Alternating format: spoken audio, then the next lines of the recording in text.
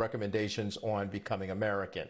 He's also a proud father, a tired father, I should say, of 3 children.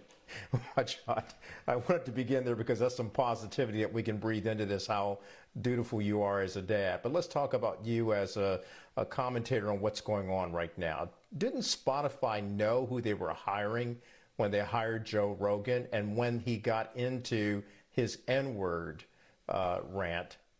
Why didn't they stop it? Well, first of all, happy Black History Month. It's off to a smashing start. We have 3 more weeks to see what horrors this country unleashes on Black people.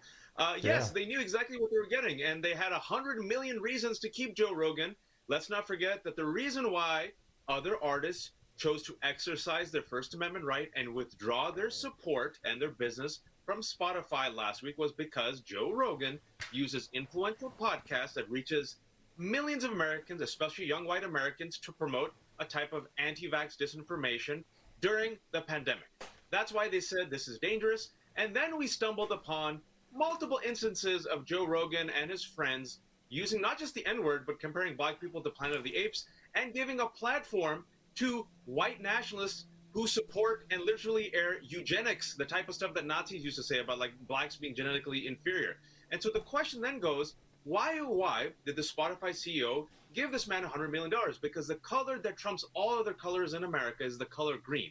It's the same example as to why Donald Trump was lauded and supported and allowed to host SNL and invite on MSNBC and NBC and CNN, even though he called Mexicans rapists and criminals and promoted the Muslim ban because he was great for ratings. The former CEO of Les Moonves said it best in 2016. Donald Trump might not be good for America, but he's great for business. Joe Rogan might not be good for information, truth, medical advice during a pandemic, and for race relations, but he makes for great ratings. And there you have it. Wajahat, there's 110 episodes that Spotify had to pull because of use of the N-word. Conceivably, that's a minimum 110 times he used the word. So is that now Spotify censoring him?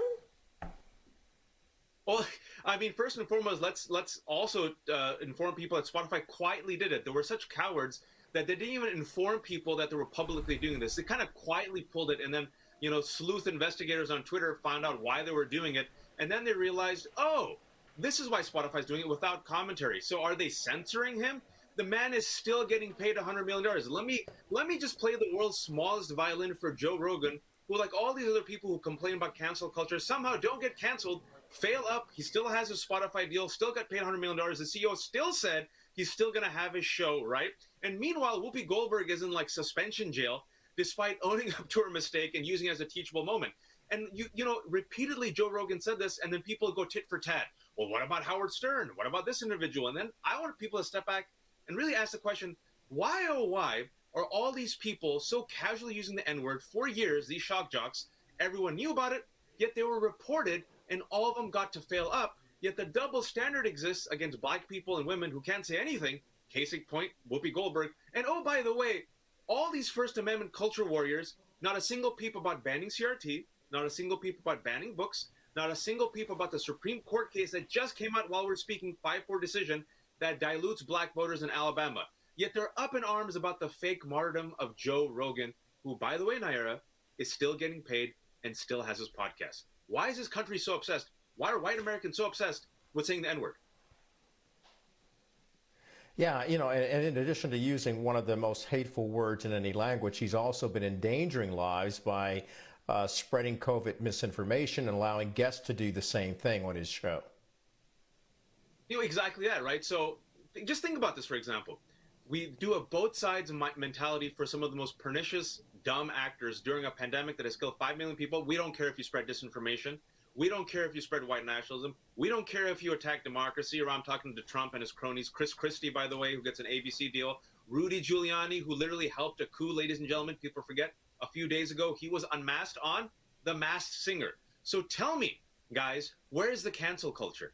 And the profit here is what wins in the end. You have people like Zucker and Moonves and the CEO guy, the CEO of Spotify, who are literally taking a sledgehammer to truth, sledgehammer to race relations, sledgehammer to democracy for the sake of profit. And yet when people, artists say, you know what, I'm using my First Amendment right to remove my voice and my product from your company, all of a sudden Joe Rogan, who still has his podcast, is the one being canceled. It's an upside down world, but that's white nationalism and racism, and that is also a part of America. Yeah, and like you just pointed out, musical artists are removing their music from Spotify. I'm just a little old gospel artist, but I'll be removing mine as well in protest of what this guy's been allowed to get away with. Wajahat Ali, Senior Fellow, Western State Center, thank you for joining us.